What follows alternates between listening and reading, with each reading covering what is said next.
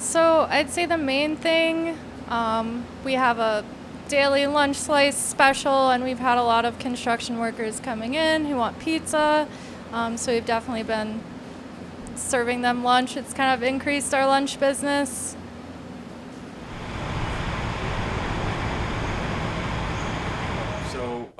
Being a priest of the Diocese of Burlington, I was ordained in June of 1989. At that point, the cathedral had been open for 11 years, and so I was ordained a priest there by Bishop John Marshall on June 3rd, 1989. And then over the course of 30 years before it was closed down, I said Mass there pretty frequently, yearly ordinations, Chrism Mass, but I was in the Burlington area enough in ministry that I filled in there quite often.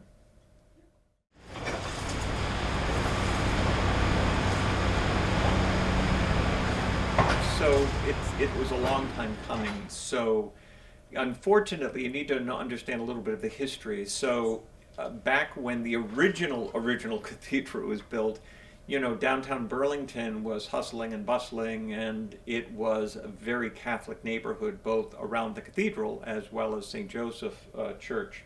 One was the French parish, one was the Irish parish. And really up until the 1950s, the cathedral parish itself had its own grammar school, and Cathedral High School, the precursor to Rice, was actually on that same piece of property, which is kind of amazing to consider that that lot was filled with a church, a huge rectory, a grammar school, and a high school. With urban renewal in the 70s, people moved out of town. They kind of all of downtown was completely kind of torn down. They tore down a lot of buildings, built a lot of, you know, modern buildings. And so when the cathedral burned down in 72, it took them 6 years to finally get the new cathedral built for any number of reasons, arguments with insurance company, and then the conversation of whether it should be rebuilt, and if so, what should be built. And so rather than building a big grandiose cathedral that was there, the original cathedral was a beautiful, beautiful building. They built what in many ways is very much like a kind of a small chapel as opposed to a cathedral. Quote my mother, the first time she ever saw it, she grew up in New York City, she walked in and said, "This isn't a cathedral." And so it was stark. It was kind of a product of its age. But people who were longtime parishioners grew to love it. And as I said, I liked saying Mass there. I knew the people. It was a friendly place to say Mass because people weren't too far away from you. But it never really had perhaps the gravitas of a cathedral. But people were still attached to it. But as time went on, more and more people who were supporting or regular members of that community moved out of town, moved out of state, or passed away. And there just wasn't enough of a critical mass to be able to pay the bills and to keep it open and to maintain it. And so the decision to close it was challenging. But we have a cathedral, a very beautiful cathedral, 2 blocks away. So it was a little less painful. And I think the whole Irish-French divide that had existed for years had pretty much broken down.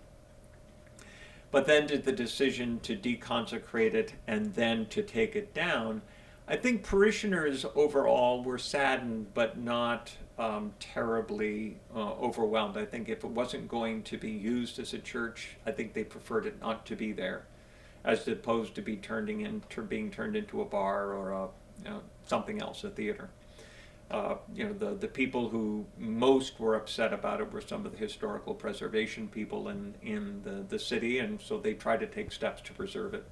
But I think as we moved on, because now it's been closed for over 7 years, that people have realized it's time to move on, and better that it be a grass field or a grassy knoll as opposed to a graffiti covered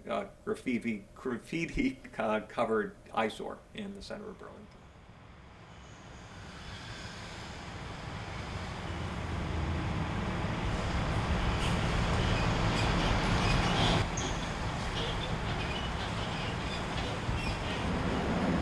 I wasn't really tuned in. I'm not sure, like, business-wise, as someone who lives in Burlington and is from Burlington, I was pretty excited, just because it's like a prime location right in the middle of the city. It's so it's kind of a shame to have this like empty, rotting building. So I'm excited to see, you know, what gets built there, what's going on. I'm happy that we're kind of utilizing the space right in the heart of downtown.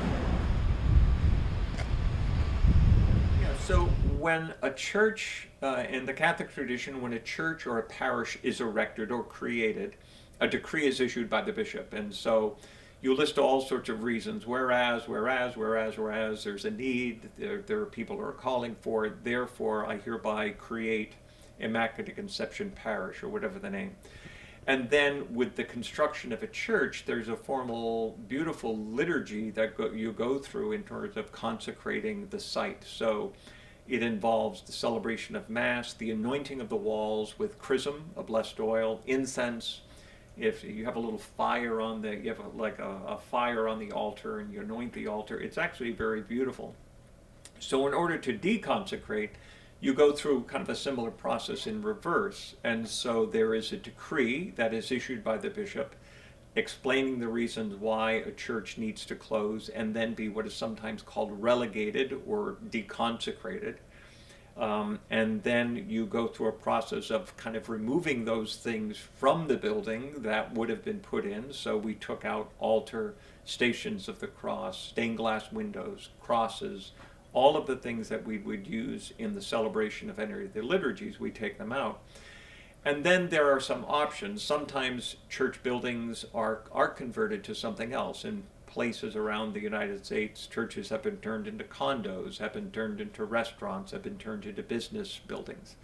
But it really is up to a local community to decide what they think the best way of deconsecrating it.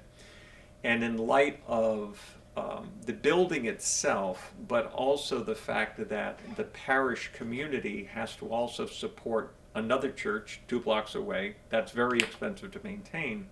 They determined it was in the best interest of the parish that to take the building down as part of the deconsecration so that they could then sell the property, so that money could be used to maintain the Cathedral of St. Joseph and everything that's associated with it.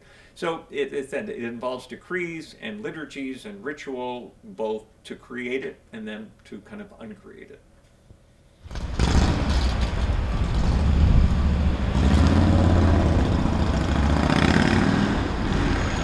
Yeah, so I always say that, as a priest, when you're ordained a priest, it's a high point of your life. It's an incredible experience. You've worked many years. I had 4 years in the seminary prior to being ordained, and so you spend a lot of time praying and thinking about what that's going to mean. And for those not familiar with it, as part of the ritual for ordination, a priest or the candidate for the priesthood prostrates himself on the floor during the Litany of the Saints, indicating that he is really laying down his life literally for the service of Christ and the church and the people that he will serve. And so you're laying on the floor as they're singing the Litany of the Saints and they're invoking the saints and the angels to watch down upon you. It is an extremely emotional time, very powerful experience. And then you arise from the floor, in some ways almost like being reborn in some ways, but then they continue on with the ordination. Same thing happened when I was ordained bishop. I was prostrate on the floor of the Cathedral of St. Joseph. So that moment of ordination, that experience of ordination is formational in my life. And so, and it brings back very joyful memories. And so to know that floor that I laid on, and many other priests laid on, over the years is not there anymore. It's kind of like people whose, the home they grew up in is, they lose it to a fire or to a hurricane or to a tornado or something like that. These, kind of very dramatic events. The memories and everything that was just those emotional attachments you had to a room, a bedroom, a kitchen is lost.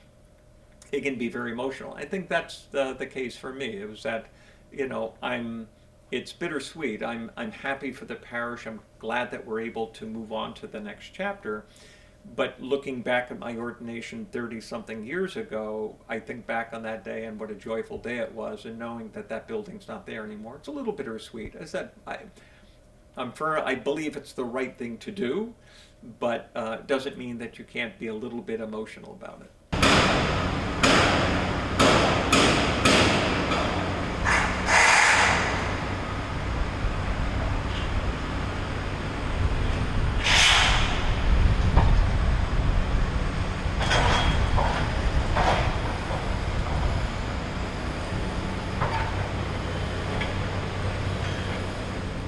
In Burlington itself, it's still kind of the life. I mean, life is challenging. I think for the Catholic community in Vermont, in Burlington in particular, if we're looking here, for those people who are really, again, the people who are still kind of would consider themselves Immaculate Conception parishioners, recognizing, I always say this, our faith is not in a building. Buildings are wonderful and they assist us in our worship of God, and they're important, but they're not the most important thing.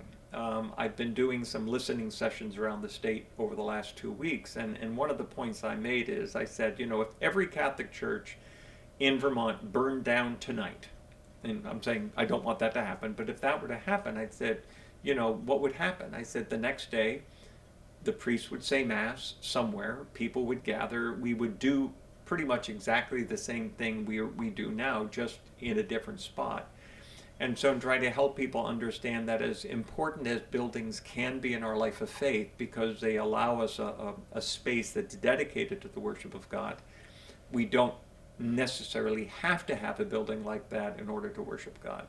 So I think that that's one of the things that I need to kind of continue to encourage people to remember and to think about, and to obviously keep supporting their local churches here in Burlington, St. Joseph, St. Mark, Christ the King, St. Anthony. All of them are beautiful buildings in their own way, and people should support them. But to realize that the building is not the most important thing of who we are and what we do. I think that's what I would kind of recommend.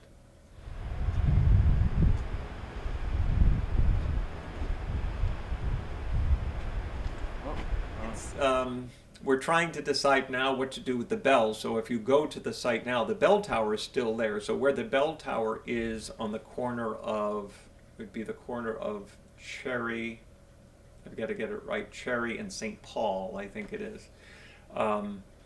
So that bell is the original bell. It's one of the largest bells in Vermont. So we're trying to figure out, working on the possibility of actually bringing it to Rice somehow. We're not quite sure how, but that's one possibility, is actually creating a little bit of a, probably not quite as grand a bell tower, but some type of a tower to have it at Rice is one possibility.